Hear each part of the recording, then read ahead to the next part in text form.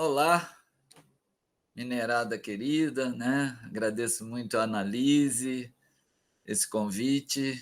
Eu que também sou mineiro, do sul de Minas, a famosa cidade de Varginha, conhecida no universo inteiro, como vocês sabem, depois que o ET passou por lá. E vamos, né, nesse desafio aí dessa CONAR extraordinária, debater aspectos relativos ao financiamento da educação.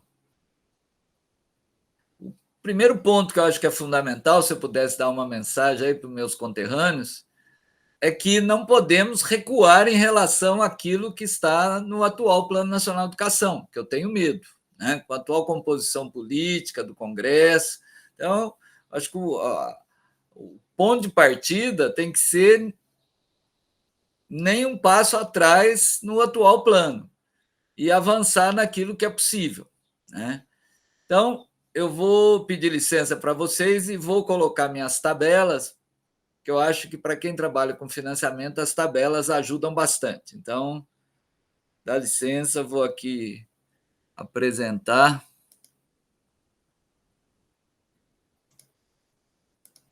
Compartilhar com vocês.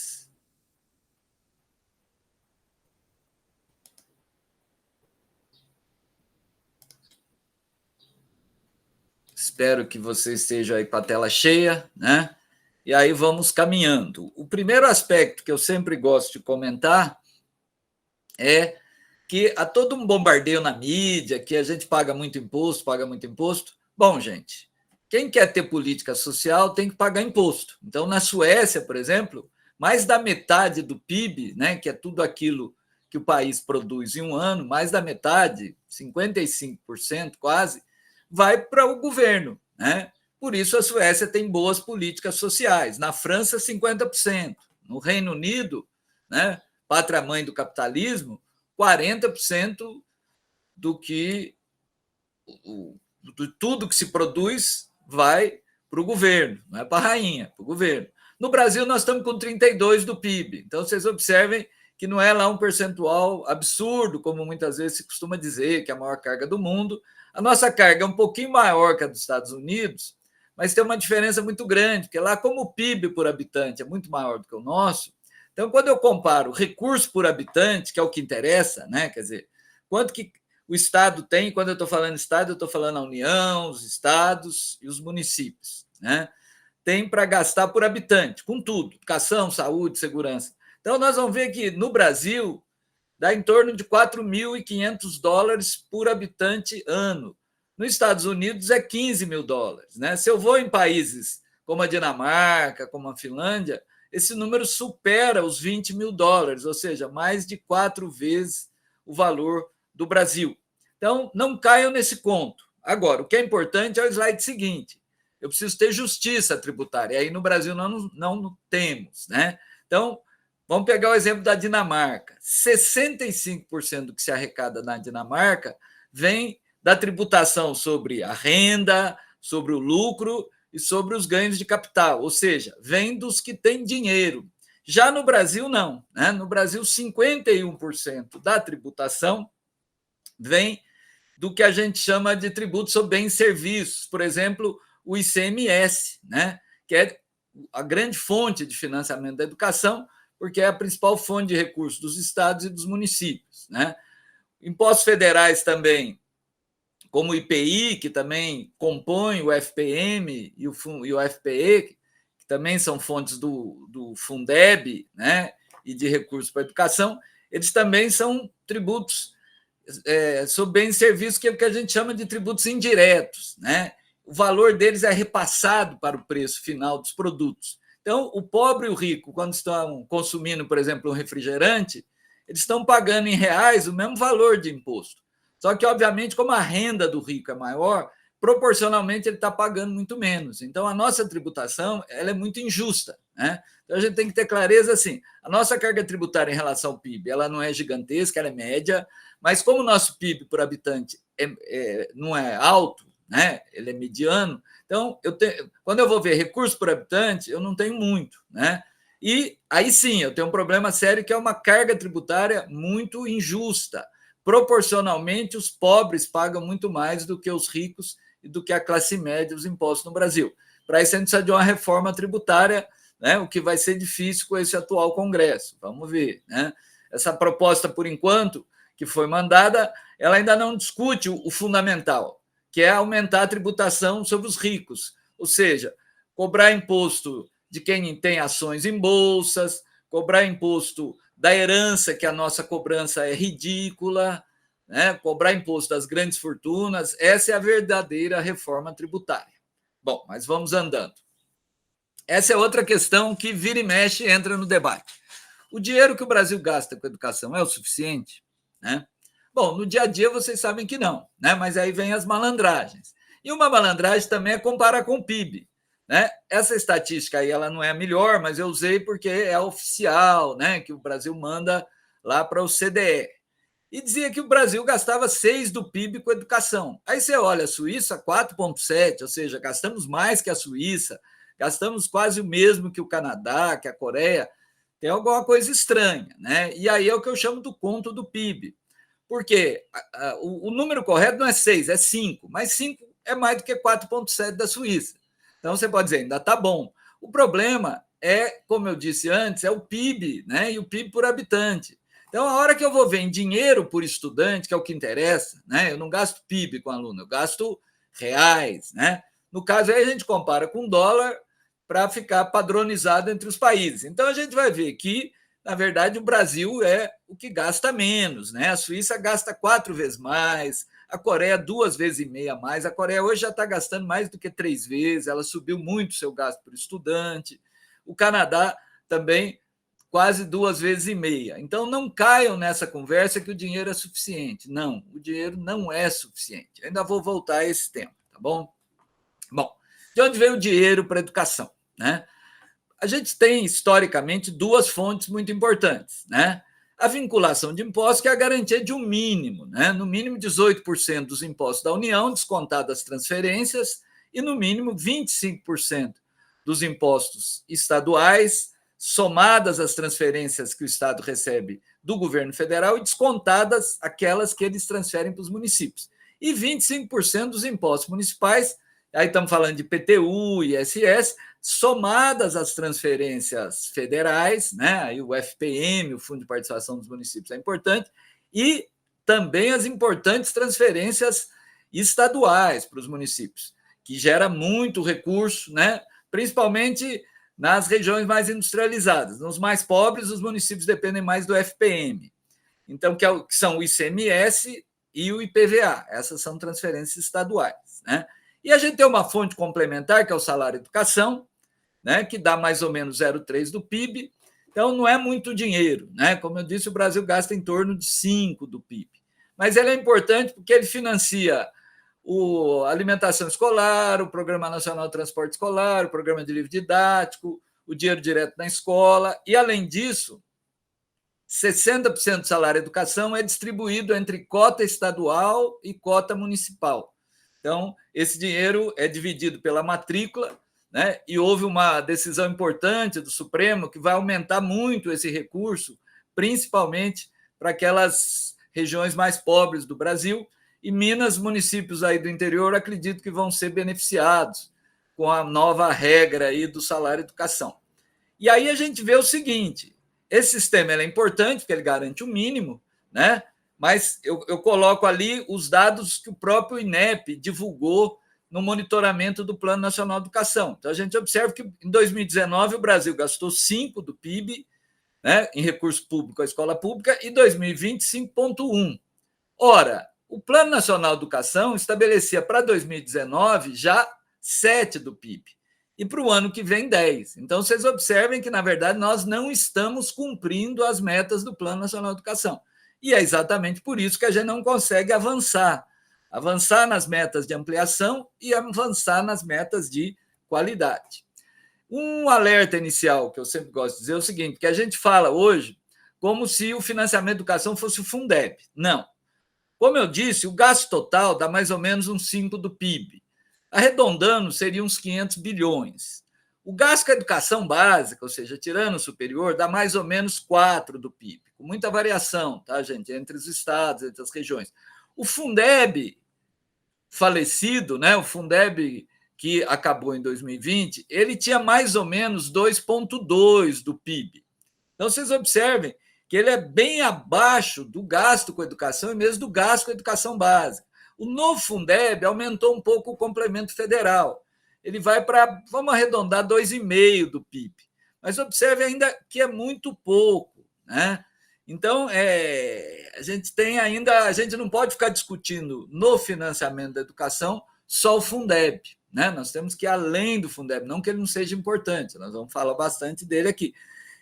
E, como eu disse, não esquecer as metas que estão aí e que nós temos que brigar para continuar, porque não foram cumpridas, que nós devíamos estar com 7 do PIB, estamos com 5, né? 5,1, vamos dizer assim, e o ano que vem tem que ser 10, obviamente não vai ser, né? Mas nós precisamos aumentar, é isso que é fundamental.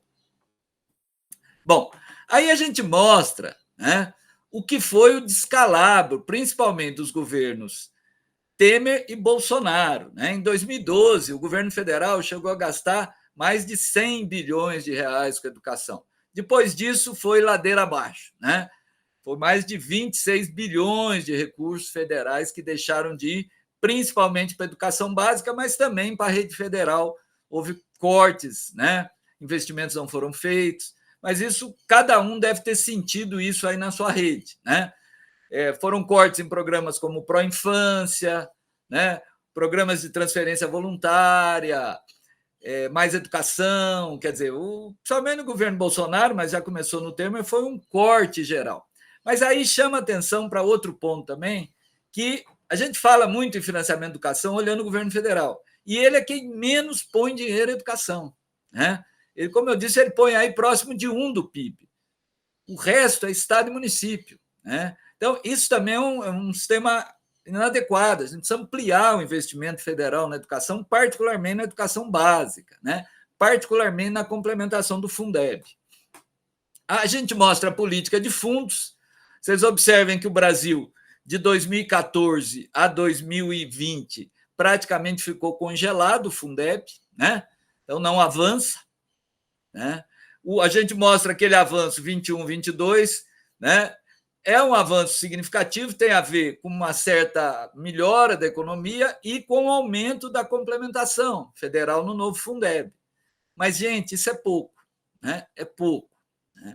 O Fundeb, para de fato, só para vocês terem um parâmetro, para estar trabalhando bem, nós temos que estar em um patamar de mais de 300 bilhões de reais, né? Se a gente, de fato, quer um sistema de qualidade, se a gente quer garantir o custo aluno qualidade.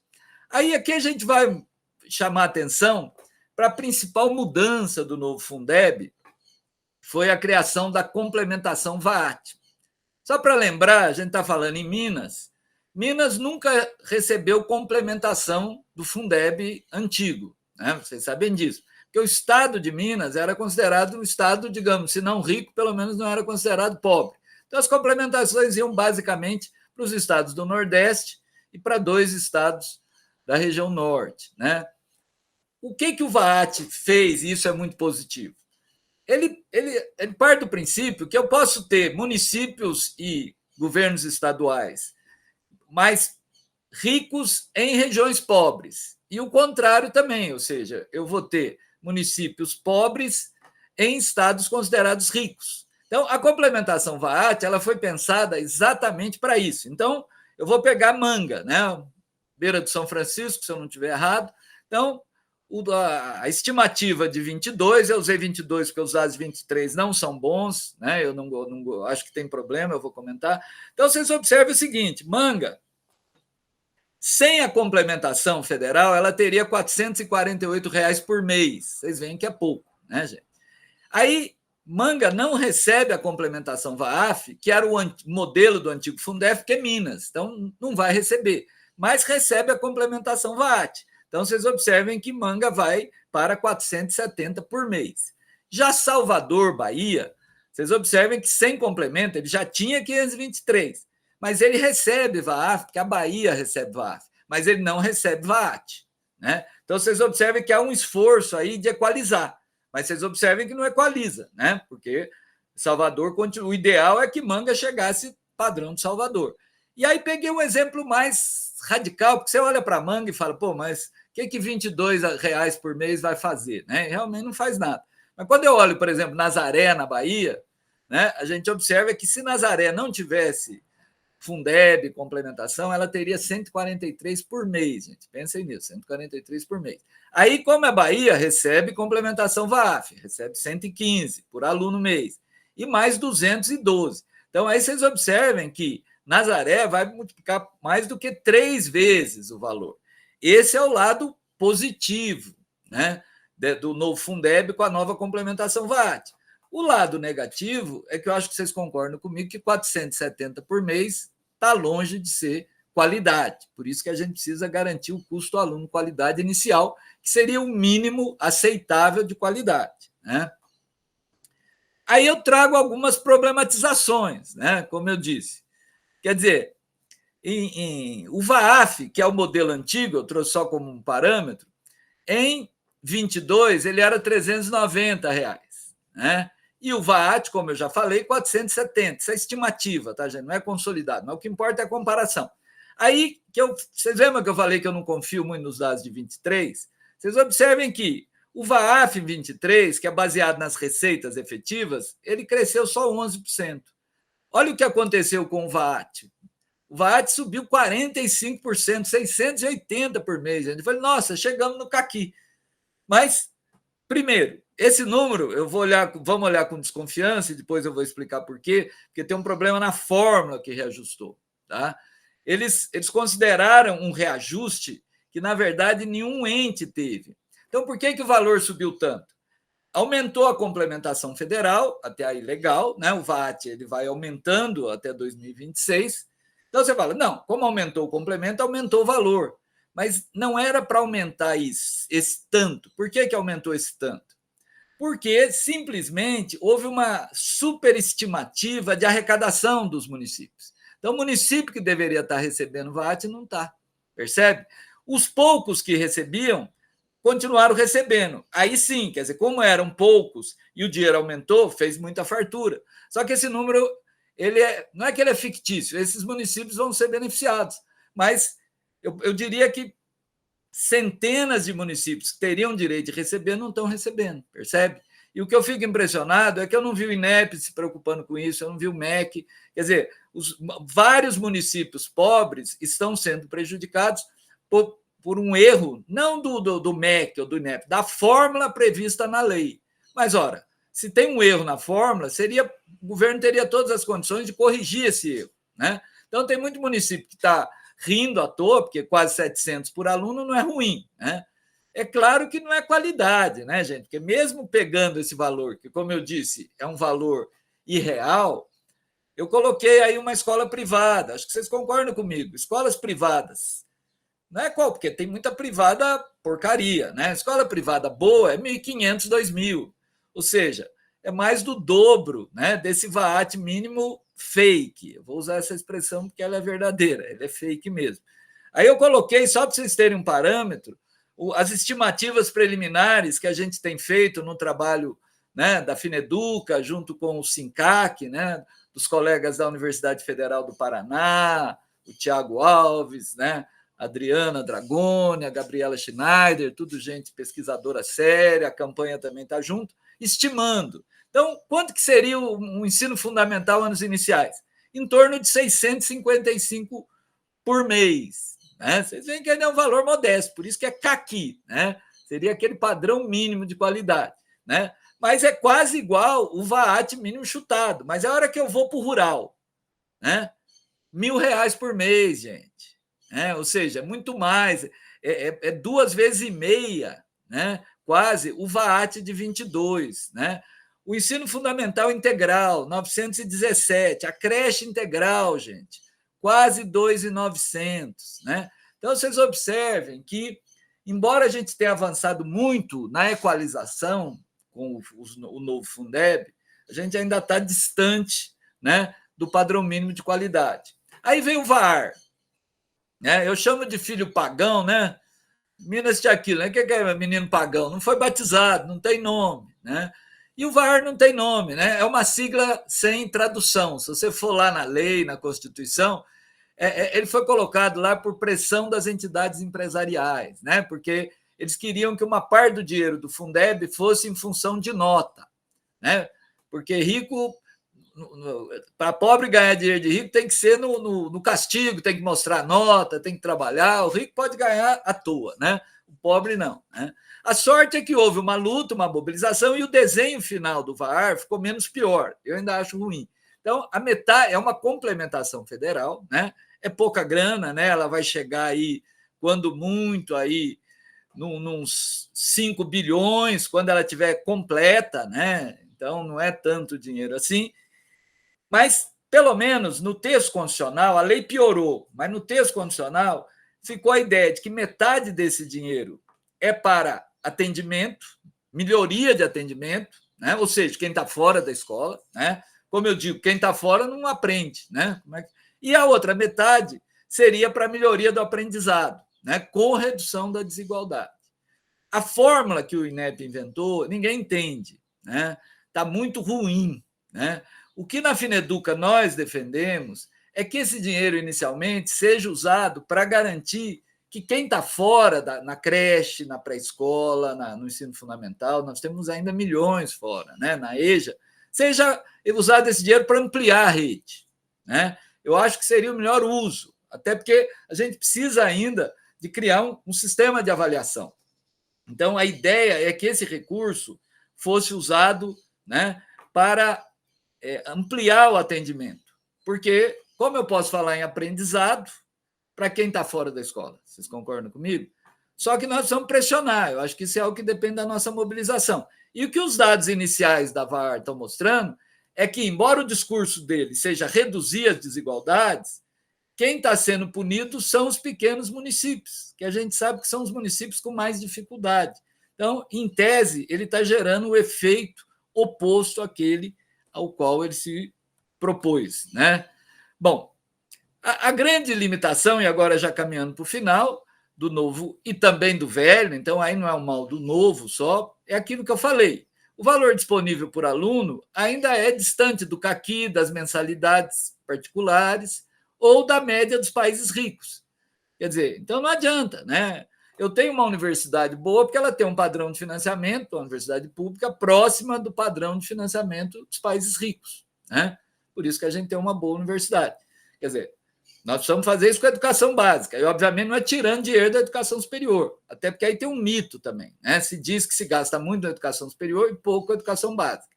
É que aí se mistura gasto aluno e gasto total. Do total que se gasta com a educação no Brasil, em torno de 22% é para a educação superior e 78% para a educação básica. É que o valor aluno é maior porque você tem menos aluno na educação superior, né? Esse é o problema. Nosso sistema público ele tem pouca vaga, por isso o vestibular é tão estressante, né? Bom, segunda questão, a política de fundos é um problema grave, ela não estimula a busca ativa de alunos, né? Vocês vão ver que a matrícula está caindo no Brasil, né? E está caindo porque não interessa pôr mais alunos, porque como o dinheiro do fundo é o mesmo, se eu tenho mais aluno, imagine o fundo como um bolo. Se eu ponho mais aluno nas redes, o pedaço do bolo de cada aluno é menor. Então, prefeitos e governadores, hoje em dia, eles estão fechando escola, né? Principalmente escola rural, fechando EJA, eu vou trazer alguns dados. E há um desestímulo às etapas de maior custo. Qual é a etapa mais cara da educação básica? Creche. Por quê? Porque tem poucas crianças por turma e jornada integral, né? E o integral de creche é 10 horas, é 9 horas. A educação especial, né? Que é praticamente não tem estudo de custo, nós estamos fazendo os primeiros estudos, e a educação do campo. Por quê? Porque são escolas pequenas, né? Pra vocês terem uma ideia, em torno aí de 1/5 das escolas rurais do Brasil tem menos de 19 alunos. Então, essas escolas, elas têm, para ter qualidade, elas têm que ter um custo maior, né? Como o Fundeb não dá esse recurso a mais, o que eles fazem? Eles vão fechando também, né? Eu trouxe alguns dados aí, só para a gente ver os gargalos. Então, por exemplo, 0 a 3 anos, né? Faixa de creche. A meta é 50%. Observem que no urbano nós chegamos em 40% de atendimento. Já no rural é só a metade, percebe? Então, a gente avançou, né? Considerando o total, nós estamos em, se não me engano, em 34, 35, mas e vocês observem também que está perdendo fôlego, né? Está perdendo fôlego, aumentou a distância do urbano para o rural, observem lá. E olha entre os pobres e ricos. Quer dizer, quando eu olho nos 20% mais ricos, e 20% mais ricos tem classe média, a classe média inteira está aí, tá, gente? A taxa já foi atingida, 54%. Mas quando eu olho nos 20% mais pobres, aí a taxa é a metade, né? Então, é exatamente, ou seja, e é exatamente o segmento mais pobre que mais vai se beneficiar de uma creche de qualidade. Só para a gente ver os gargalos. Quer dizer, se não tiver dinheiro novo, os limites já estão com a corda os municípios já estão com a corda no pescoço, né? Bom, a EJA é a tragédia, né? Todo mundo esperava que o Fundeb iria estimular a EJA, a gente teve uma queda de 50% no EJA, na educação de jovens e adultos do ensino fundamental e de 25% na EJA do ensino médio. No Brasil, 131 mil turmas noturnas foram fechadas, né? É claro que a EJA não pode nem deve ser só noturna, mas a gente sabe que ela é majoritariamente noturna. Então, ao fechar, as escolas se fecharem à noite, automaticamente eu estou negando o direito, né, dos jovens e adultos ao acesso à educação. Minas Gerais, olha para vocês verem qual foi a queda na EJA do ensino fundamental 2007-2020, 58%, quase 130 mil jovens e adultos tiveram o seu direito negado. Houve um encolhimento quando a gente tinha que estar crescendo, né? Olha a EJA profissional, porque não dá para falar em EJA sem falar em EJA vinculada, integrada à educação profissional. A meta é 25, gente, né? A gente está em 3,8 no médio, na EJA ensino médio e 1% na EJA fundamental. Em Minas, eu não achei uma matrícula em 2020 de EJA integrada à educação profissional. Não achei uma matrícula em Minas Gerais, né? E o magistério? Quando eu olho, né, o que diz a meta 17? Eu tenho que ir melhorando para equiparar o que os professores com nível superior ganham com os demais profissionais de nível superior. Uma meta absolutamente justa, né? Ou seja, por que o professor tem que ganhar menos de gente que tem a mesma formação? E quando eu olho, parece que melhorou, né? Lá eu tinha 65%, ou seja, os professores ganhavam 45% a menos e estão ganhando 17% a menos. Mas isso é uma pegadinha. Por que está melhorando, né? Porque não é que os professores melhoraram, mas é que os outros profissionais é que foram piorando, percebe? Então, o magistério, no período, só o salário aumentou R$300. Só que os demais profissionais tiveram uma perda de 1.000. Então, por isso que parece que está melhorando. Olha Minas, para vocês terem uma ideia. Minas foi pior que o Brasil. Minas, em 2012, a remuneração média era 3.793. 9 anos depois, em 21, foi para 3.895, isso corrigido pela inflação, ou seja, não cresceu 3%. Só que, em relação à meta, Minas já está em 92, ou seja, Minas está bonito. Não está bonito, né, gente? 3.900 não valoriza magistério, né? Vocês veem que é uma remuneração média abaixo do piso, né? Isso tem a ver por causa da jornada, né? Mas é vergonhoso, né?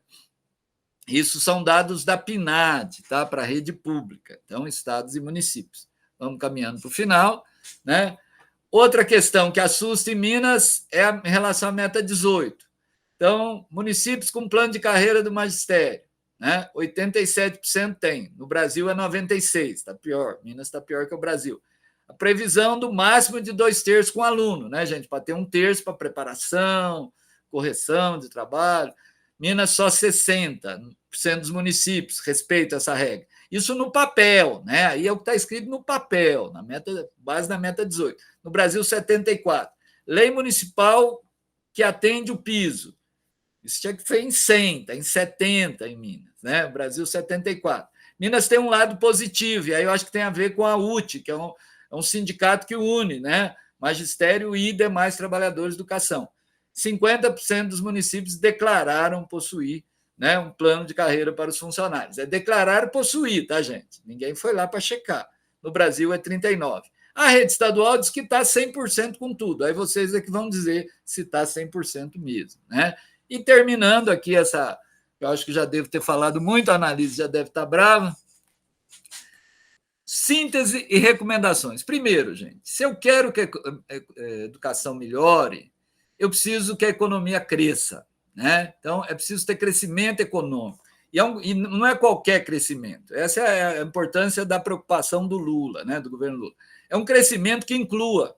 Porque quanto mais eu faço um modelo de crescimento, que eu estou incluindo mais pessoas no mundo do trabalho, estou valorizando a remuneração, mais pessoas consomem, e ao consumir, automaticamente, como a gente tem um sistema tributário que é em cima do consumo, né? Esse é o lado bom de um sistema tributário ruim. Quando aumenta o consumo, aumenta a arrecadação. Percebe? Por isso que é importante. Segunda questão, os recursos totais hoje com gasto de educação, eles estão estagnados, né? Eu não tenho estímulo para a expansão, né? Então, eu tenho defendido, pelo menos, gente, né, que a CONAI, que enquanto não seja aprovado o novo PNE, que seja prorrogada as atuais metas e que se cobre, né? Porque o meu medo, às vezes, a gente começa a discutir o novo PNE e esquece de cobrar as metas desse. Terceiro ponto, o VAT, né, que é a nova metodologia que gera uma nova complementação federal, ele é importante, ele avança na equalização, mas ele não dá qualidade, ele está longe do caqui, né, ele está longe das mensalidades privadas, e ele ainda, não vou ter tempo de discutir, mas os municípios pequenos, eles são pobres, mas o VAT deles é alto, então eles parecem ricos. Então, eles nunca vão ter ajuda federal, por exemplo, e precisariam. Então, aí eu tenho uma distorção grave que pega os pequenos municípios. Os fatores de ponderação, não preciso dizer para vocês, né, gente? Eles não refletem a realidade. Então, como é que uma creche tempo integral pode ter um fator 1,3, ou seja, 30% só a mais de um ensino fundamental, anos iniciais? Uma creche custa pelo menos 2 vezes, porque é tempo integral, tem menos aluno por turma, né? Isso é uma luta que não avança, é impressionante, né?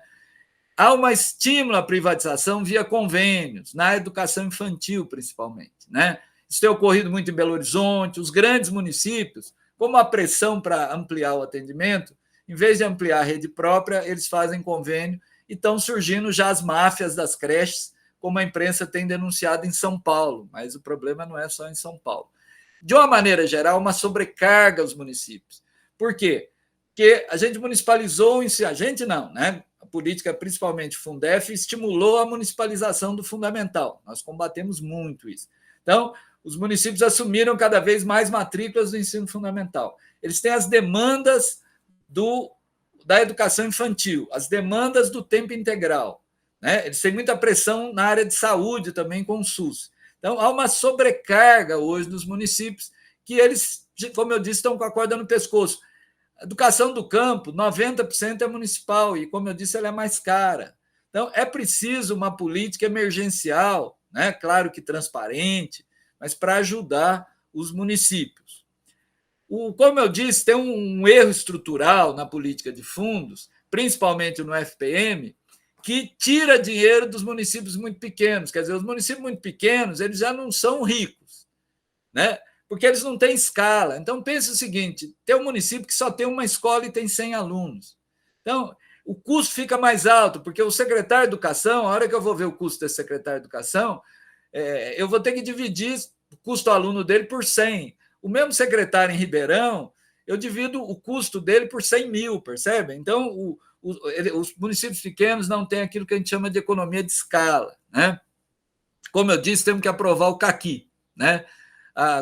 Nesse momento, quando vocês assistirem essa minha fala, provavelmente a Fineduca, junto com a campanha, já colocaram no ar uma nova proposta. A gente está aqui, eu estou gravando isso aqui no comecinho agora, dia 4 de outubro, e a gente pretende, até o final de outubro, na expectativa de lançar aí os novos valores do caqui, né? O caqui que vai nascer da parceria Fineduca-campanha com base no SINCAC, mas também com uma discussão política em cima de alguns fatores de ponderação, porque a gente acha que tem que simplificar também um pouco os fatores de ponderação. Uma mudança que foi feita também com a emenda 108 é associar uma parte do ICMS dos municípios ao desempenho dos alunos, né? O chamado modelo do Ceará. Eu sempre tenho medo a hora que você vincula dinheiro com nota, quer dizer, repasse de dinheiro com nota, porque isso pode gerar fraude, isso vai gerar competição entre os municípios, e em educação, competição não é boa, né? É uma má conselheira. A experiência americana, nesse sentido, é claríssima. Quer dizer, quando se tentou estabelecer competições entre escolas, foi horrível. Ah, mas no Ceará tá bom. O Ceará, gente, é complexo. Não é porque há competição entre escola, entre município, que o Ceará tem boas notas. E tem um detalhe também: boa nota não significa boa qualidade de educação, né? Então, eu respeito, acho que há um trabalho de décadas no Ceará, então não é uma coisa do dia para a noite, né? Há um esforço de coordenação, né? Mas esse esforço, a gente fala o Ceará, mas o esforço é dos municípios do Ceará, porque sempre parece que é o governo do estado do Ceará, né? O governo do estado do Ceará não tem quase aluno nenhum mais, né? No ensino fundamental já não tem quase nada, né? É basicamente ensino médio. É um esforço dos municípios, também às vezes precisa dizer que a gente fala o Ceará, parece que é o governador do Ceará. Não, né? O governador do Ceará está nem aí para a educação, né? É quem banca mesmo, aguenta o rojão no Ceará são os municípios, né? E por último, né? A gente sabe que o atual governo ele gosta muito do modelo do PAR, né? Do Plano de Ações Articuladas. Então, vai lá o secretário em Brasília, pede um dinheirinho. Gente, isso não funciona, né? Aí quando vem o golpe, quando veio o golpe do Temer, esse dinheiro some, porque são transferências voluntárias. A gente precisa de política estrutural do governo federal. Não é falar o que o município quer, não. Né? Por isso a gente tem diagnóstico do Brasil. Então, o que é política estrutural no Brasil? É educação de jovens e adultos, é educação do campo, é adicionais de vulnerabilidade para as escolas com crianças pobres, com crianças negras, com crianças com deficiência. Isso é política estrutural, isso não pode ficar no varejo, né? Como era o PAR. A gente precisa que o MEC tenha políticas estruturais, como foi, por exemplo, o Fazenda Escola, né? Que era um dinheiro federal por fora do Fundeb, que ia para os municípios que ampliava a sua matrícula de EJA, né? O Pró-Infância foi, num certo sentido, também. O problema do Pró-Infância é que era só para construção, né? Então, a gente precisa de recursos. A gente não pode ficar só dentro da política de fundos, porque a política de fundos ela não dá conta da ampliação do atendimento do demandado pela nação brasileira e que está no Plano Nacional de Educação. É isso, né, gente? Foi um prazer. Espero que vocês tenham gostado. Um abraço para todos, né? Deixa eu sair da minha apresentação aqui. Cadê onde que eu estou aqui, gente? Pelo amor de Deus. Isso, deixa eu finalizar. Parar a apresentação. Agradecer a todos vocês. Espero que o evento seja muito rico, muito bom. E aproveitem, espero que gostem dessa minha exposição, que ela seja, mesmo que não gostem, pelo menos que ela seja útil para os debates. Eu sei que eu falo muito, é muita informação, mas ou os educadores, né? Nós, educadores, nos apropriamos do debate, do financiamento, do dinheiro, né? Da valorização docente, ou os economistas ligados ao sistema financeiro, né? Os consultores, vão continuar dizendo que não precisa de mais dinheiro para a educação, que o dinheiro que está aí está bom, e que o problema é de gestão, o problema é de competição, e que precisa acabar com a escola pública e privatizar tudo, né? É a receita do Chile, né? Que, infelizmente, muita gente no Brasil, gente que está no governo, né? Porque esse é um governo de coalizão, continua defendendo essa lógica da privatização. É isso, gente. Obrigado, boa atividade. Chegamos, né? Chegamos, pessoas de afeto e de luta. Houve quem duvidasse. Eu sou Annalise da Silva, coordenadora do Fórum Estadual Permanente de Educação de Minas Gerais, FEPEMG, e sou a coordenadora da CONAR, Conferência Nacional Extraordinária de Minas Gerais de 2023. E eu espero que vocês estejam bem, com saúde, espero que esteja todo mundo em paz. Neste sábado pela manhã, depois de 47 dias e noites, meu povo, dedicados à construção desse primeiro momento, é com a certeza do que nos une que eu informo a vocês que dos nossos 853 municípios, 490, 57% deles, responderam ao chamado do FEPENG para estar conosco nessa construção que é coletiva, colaborativa, do novo Plano Nacional de Educação. Em meu nome pessoal e em nome do fórum que eu tenho a satisfação de coordenar, eu agradeço a cada pessoa, entidade, instituição, movimento, coletivo que se empenhou para que 47 dias depois do decreto presidencial que chamou a CONAI 2024, nós estejamos aqui iniciando a nossa etapa territorial da CONAI MG 2023, rumo à CONAI Extraordinário 2024. Nós somos 3.701 pessoas inscritas para as 12 territoriais.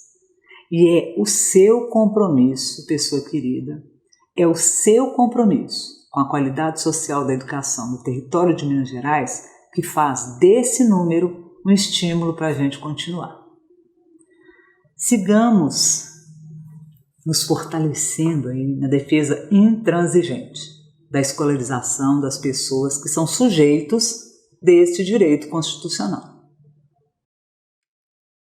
Quais são os procedimentos, assim que encerrar esse vídeo? Primeiro, a apresentação da equipe, coordenação dos trabalhos, da mesa, E aí, enquanto a gente estava fazendo essa construção, eu li, lá nos bate-papos dos grupos de WhatsApp, lá nas mensagens privadas, eu li assim, o que o coordenador de mesa faz, Annalise? Gente, então olha só.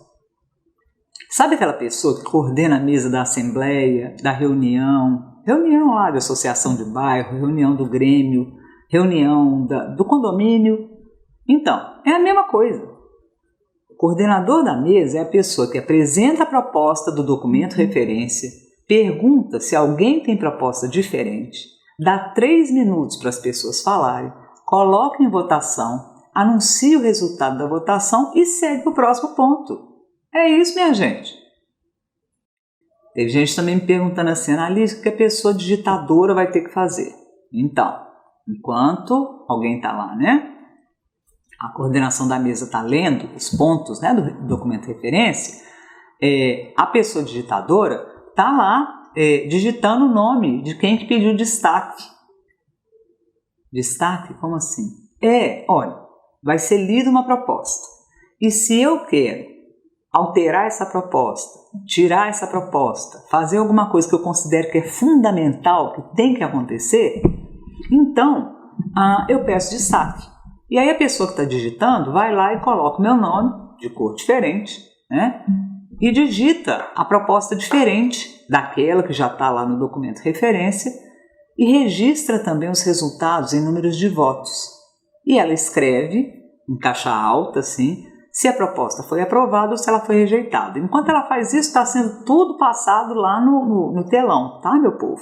Tanto no presencial quanto no virtual. Então está todo mundo acompanhando o que é que está sendo registrado. Tem uma outra coisa também que vocês me perguntaram, que é assim, Annalise, qual que é a função do apoio técnico? Eu ri, tá? Mas tudo bem, vamos lá. A função do apoio técnico é apoiar a coordenação da mesa e apoiar a pessoa digitadora, para que as questões tecnológicas sejam garantidas de maneira que o eixo faça o serviço dele. É função dessa pessoa apoio técnico colocar o acesso da lista de presença, porque a lista de presença, gente, ela vai ser assinada apenas digitalmente. Mas lá no território que eu estou participando, aqui, Annalise, é presencial. A gente está te vendo aqui, todo mundo sentadinho um do lado do outro. Que lindinhos! Só que, mesmo nas territoriais em que o encontro será presencial, a assinatura da lista de presença será virtual, tá? Será digital. Porque essa presença, por 2 motivos. Primeiro é essa presença que vai garantir depois que as pessoas eleitas delegadas possam efetivamente exercer sua função de pessoas delegadas. E além disso, é essa presença que vai garantir a possibilidade do certificado, que não sairá na segunda-feira. tá? Assim que ele estiver pronto, a gente avisa para vocês, certo? Bom, depois vem a leitura do conjunto dos parágrafos de cada eixo, que enquanto vai sendo lido, né, vai recebendo aí os nomes das pessoas que têm pedido de destaque. Aí alguém pode estar pensando assim, mas e se o grupo quiser ir lendo e votando uma a uma, não pode? Não, não pode. Não pode por 2 motivos. Primeiro, porque isso desrespeita o regimento. Segundo, porque sem ter conhecimento do conjunto do texto, as pessoas podem propor algo que já vai estar contemplado mais à frente e com isso a gente perde tempo para inserir questões que sejam relevantes para garantir direitos, gente. Nós temos um dia para a discussão da territorial.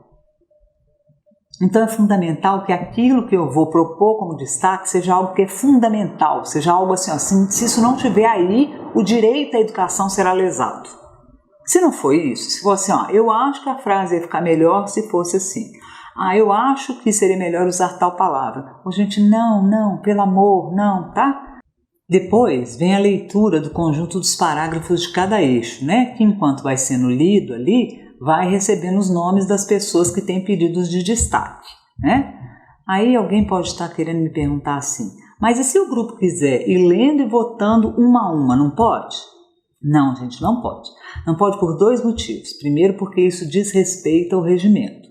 Segundo, porque sem ter conhecimento do conjunto do texto, as pessoas podem propor alguma coisa ali que mais adiante vai ser contemplada, tá? E com isso a gente perde tempo precioso, tempo em que a gente poderia estar inserindo questões relevantes para garantir direitos.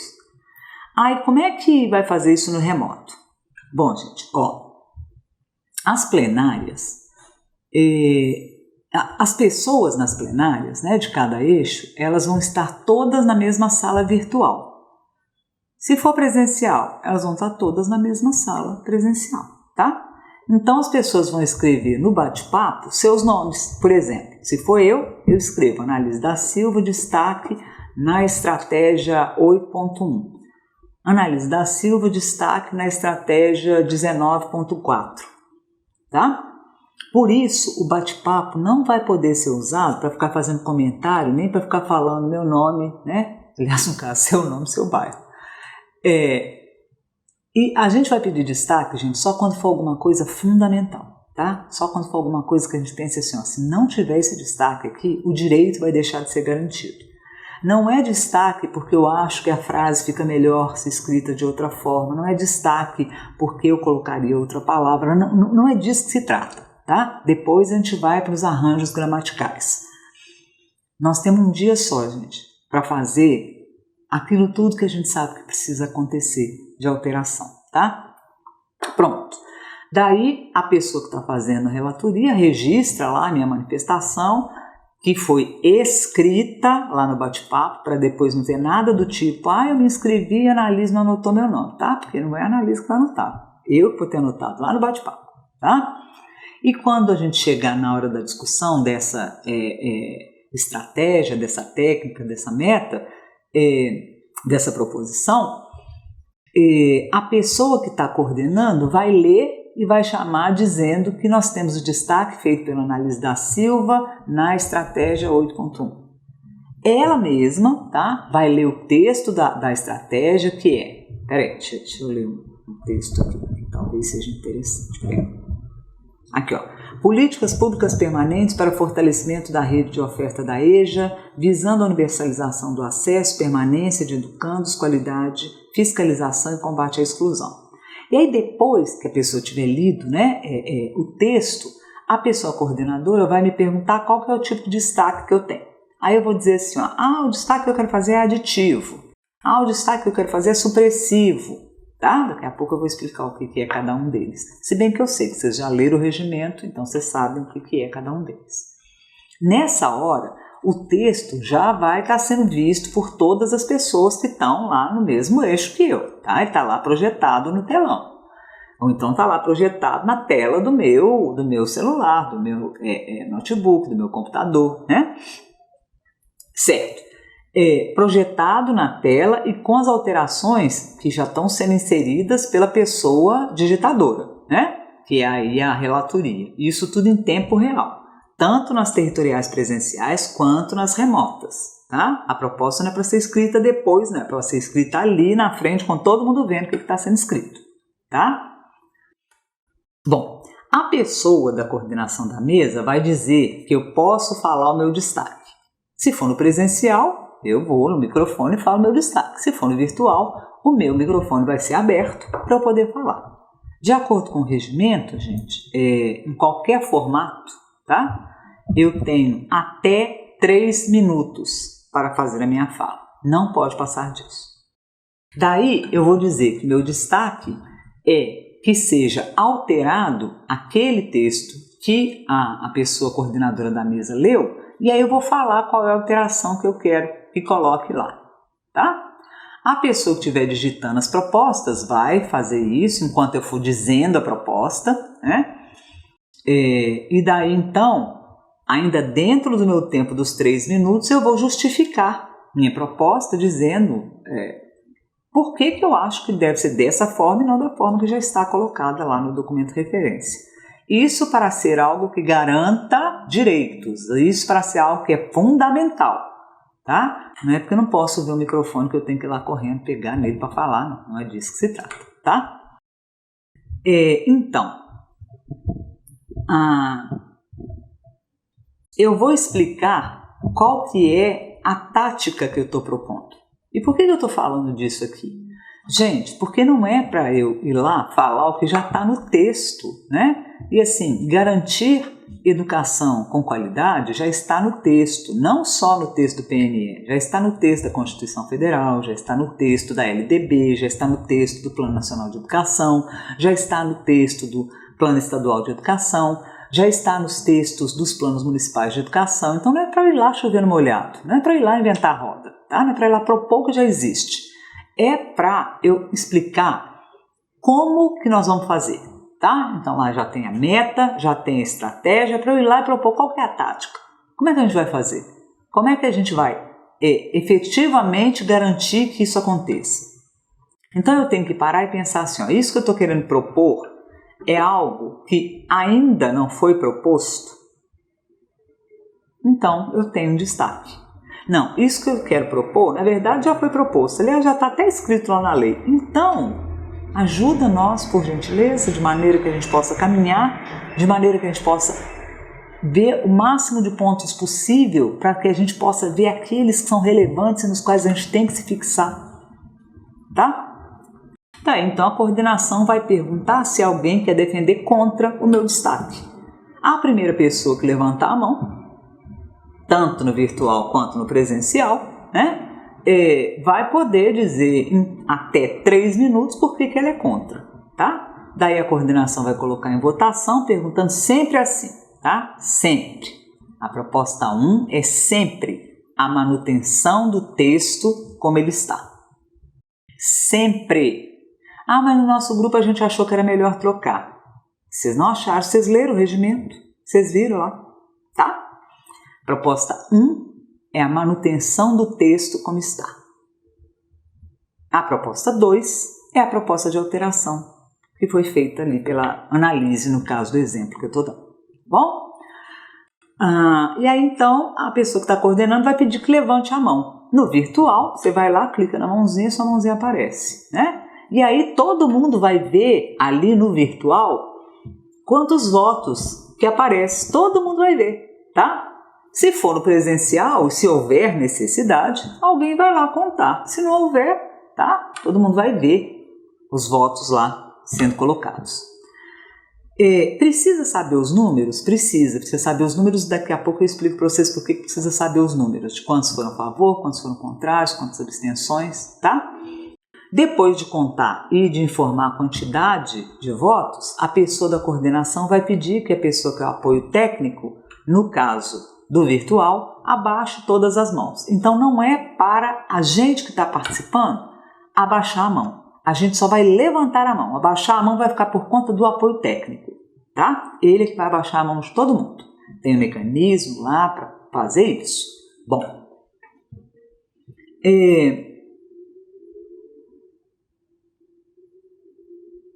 e a gente não pode abaixar a mão antes da pessoa pedir, tá? Porque ela precisa antes ter visualizado quantos votos a proposta recebeu para poder registrar isso num campo específico que todo mundo vai ficar enxergando lá, assim, ó. Vai registrar lá 16 votos, então pronto, vai estar escrito lá 16 votos, tá? Daí a pessoa da coordenação vai perguntar quem vota na proposta 2, que é aquela emenda que eu tinha proposto, né?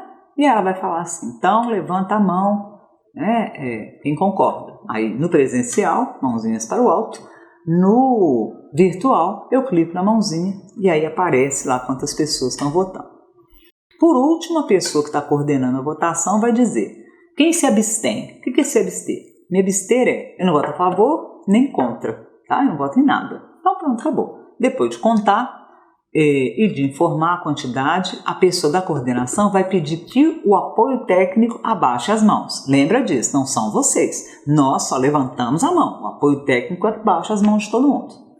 Daí a pessoa da coordenação vai anunciar o resultado da votação, tá? Por exemplo, proposta 1, 52 votos. Proposta 2, 17 votos. Abstenção, 5 votos, tá? Enquanto a pessoa coordenadora fala os resultados, a pessoa digitadora vai marcando de azul a proposta que é a que teve mais votos, tá? E vai escrevendo aprovada do lado dela. Consegui explicar? Que bom. Porque a gente vai fazer isso até às 12 horas. Das 12 às 13 horas, então nós estaremos nos nossos almoços. As plenárias de eixo, elas retornam ao trabalho das 13 às 18 horas. Seguindo o mesmo procedimento que eu expliquei aqui quanto às emendas, tá? Certo. Nós veremos então agora, né? Importante, olha o que eu já estava esquecendo de falar com vocês, sobre a questão das moções, tá? Isso é importantíssimo. Então, as moções elas vão ser recebidas por mensagem de e-mail enviada sempre, tá? Até às 12 horas do sábado para cemg.sistematizacal@gmail.com. Até às 12 horas, tá, gente? Lá no regimento, no artigo 32, eu sei que vocês já leram, mas estou só reforçando, explica tudo sobre as moções, tá? Bom, tem dúvida, né, sobre qualquer coisa da nossa conferência até aqui? Se tiver, escreve, agora pode, né? Escreve aí no bate-papo, tá? Desse vídeo e eu tento responder mais adiante.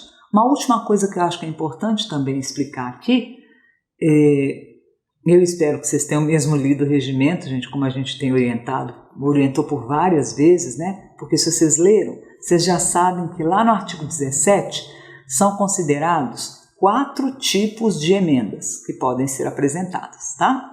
Uma delas é a aditiva, que é a emenda que propõe um acréscimo, né? Lá no texto que está colocado na proposição do documento de referência. Eu quero acrescentar alguma coisa. Outro tipo de emenda é a supressiva. Essa é quando eu quero retirar uma parte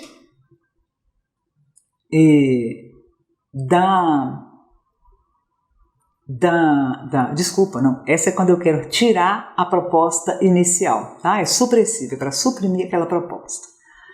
Tem a substitutiva, que é quando eu proponho alterações que são pontuais, mas são de mérito no texto, né, de uma proposição. Eu mantenho as linhas gerais e proponho alterações pontuais de mérito. Então, não é para dizer assim, o sinônimo fica melhor. Não é isso, igual a gente já falou, tá? Nós precisamos de aprofundar a discussão política das propostas. Não dá para a gente ficar discutindo, neste momento, a questão gramatical, tá?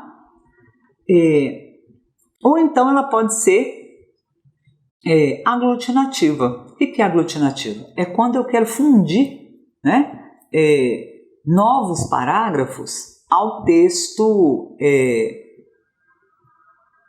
de proposição inicial, tá? Mas aí eu quero colocar novos parágrafos. Eu não quero colocar uma coisa diferente naquele parágrafo, tá? Quando eu fizer isso, uma coisa a mais naquele parágrafo é aditiva. Tirar aquele parágrafo de lá é supressivo. Colocar alterações que são pontuais, mas que são de mérito no parágrafo, substitutivas. E quando eu quiser colocar novos parágrafos, então é aglutinativo.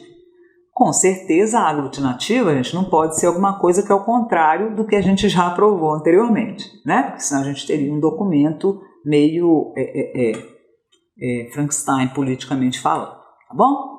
O processo, gente, de síntese desse conjunto das emendas vai ser recebido para a elaboração do documento de referência. Ele vai considerar as emendas que obtiverem aprovação por maioria simples dos votos nas plenárias da etapa territorial. E aí a gente depois conversa sobre a estadual, né? E que sejam enviadas, né, em tempo regimental lá para o Fórum Nacional de Educação, tá? A coordenação da relatoria, no geral, é feita por mim, isso de acordo com o regimento do Fórum Nacional de Educação, de acordo com o regimento da Conferência Nacional de Educação, e o documento vai ser apreciado e estruturado em 2 blocos. E aí eu encerro aqui essa nossa conversa para que vocês possam ir para os eixos, fazer a discussão aprofundada e fazer aí o que é a nossa parte para garantir efetivamente o direito à escolarização no território de Minas Gerais. Então, quais são esses 2 blocos? O bloco 1 é o bloco onde vão constar as emendas que forem aprovadas em 7 ou mais territoriais, tá? Ou seja, metade das participações, e essa aprovação vai ser já automática. Tem mais da metade, mais de 7 territoriais aprovaram, então pronto, esse texto já vai para a estadual. O bloco 2, onde vão constar as emendas que forem aprovadas entre 4 e 6 territoriais, ou seja, no mínimo 1/3 das participações, né, aprovaram. Então ela vai ser apreciada, né, lá na estadual. Desculpem, ela vai ser apreciada para ir para a estadual. As emendas, gente, que forem aprovadas em menos de 4 territoriais, elas não vão ser incorporadas no documento de referência, tá? O documento que a gente vai trabalhar lá na etapa estadual. Então, é fundamental que tem uma proposta que eu acho de educação de jovens e adultos que é importantíssima, que é a questão da sala de acolhimento, por exemplo, tá? Então, eu já vou fazer contato com pessoas que eu conheço de outras territoriais, nós já vamos elaborar junto um texto bem bacana, sabe? Explicando o que é isso de sala de acolhimento, porque isso é fundamental para garantir o direito, né, das pessoas estudantes da EJA. E aí nós vamos tentar aprovar isso de 4 a 6 territoriais, porque se ela for aprovada em menos de 4 territoriais, isso não vai para o documento de referência que vai ser trabalhado lá na etapa estadual, tá? Então é isso, sigamos. Desejo assim que seja um sábado